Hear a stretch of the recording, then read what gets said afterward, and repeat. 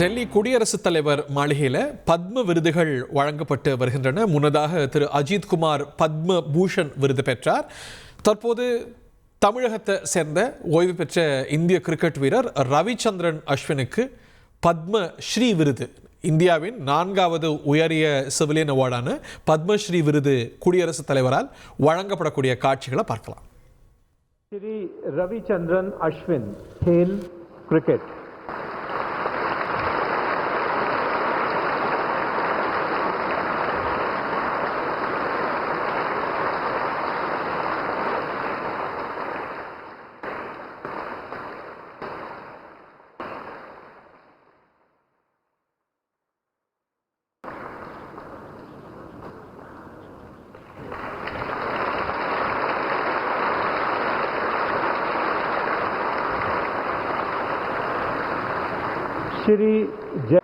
श्री रविचंद्रन अश्विन, खेल क्रिकेट।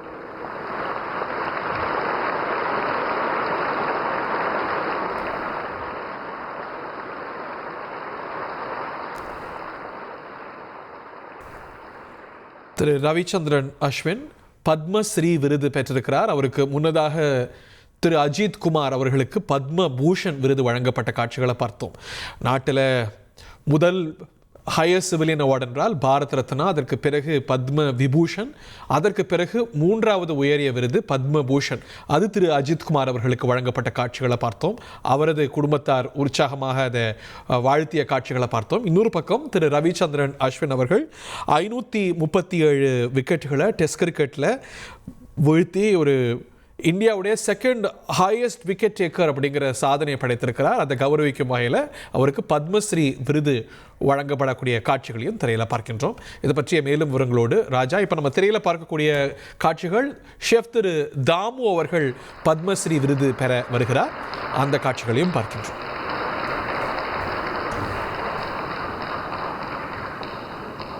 இந்த இன்வெஸ்டிச்சர் செரிமனி சில பாகங்களாக நிறைய பேர் நூற்றுக்கணக்கானோருக்கு வழங்கப்பட்டதுனால இதுவே சில தவணைகளாக நடக்கும். முதல் தவணை நிகழ்ச்சி இது. இன்னும் சில கட்டங்கள் கூட மேலும் பலர் வாங்கியிருக்கிறாங்க, தமிழ்நாட்டை சேர்ந்தவர்கள் உட்பட. இன்னைய விழாவில் 3 பேர், நாம் அறிந்த முக்கியமான 3 பேர் தமிழ்நாட்டை சேர்ந்தவர்கள் விருது பெறுகிறார்கள்.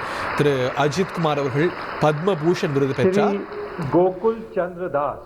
அதற்கு பிறகு திரு அஸ்வின் பத்மஸ்ரீ விருது பெற்றார். அதே போல ஷெஃப் திரு தாமு, தொலைக்காட்சியால் நம்ம பார்த்த திரு ஷெஃப் திரு தாமு அவர்களும் பத்மஸ்ரீ விருது பெறுகிறார். அதே போல பத்ம விபூஷன் விருது தமிழரான திரு எல் சுப்பிரமணியம் அவர்களுக்கும் வழங்கப்பட்டிருக்கு நினைக்கிறேன், if I'm not mistaken, subject to correction.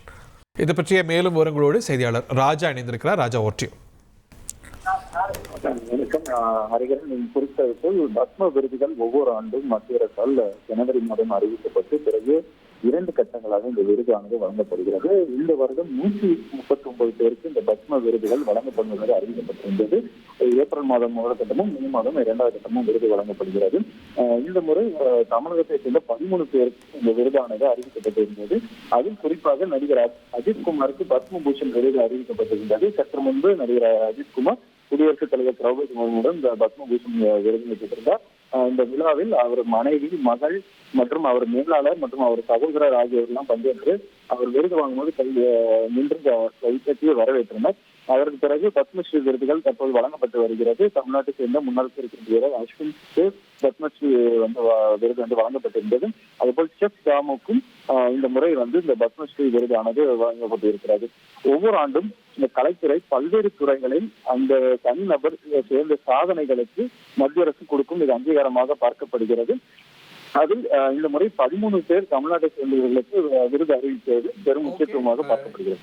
3 பேர் தமிழ்நாட்டை சேர்ந்தவர்களுக்கு விருது வழங்கப்பட்டிருக்கு. அது போது எல் சுப்பிரமணியமும் தமிழகத்தை பூர்வமாக கொண்ட தமிழர், அவருக்கும் பத்ம விருது இன்று வழங்கப்பட்ட நிகழ்வை பார்க்கிறோம். உங்கள் தந்தி ஒன் தொலைக்காட்சியில் கால பைரவன் தினமும் காலை 8 மணிக்கு காண தவறாதீர்கள்.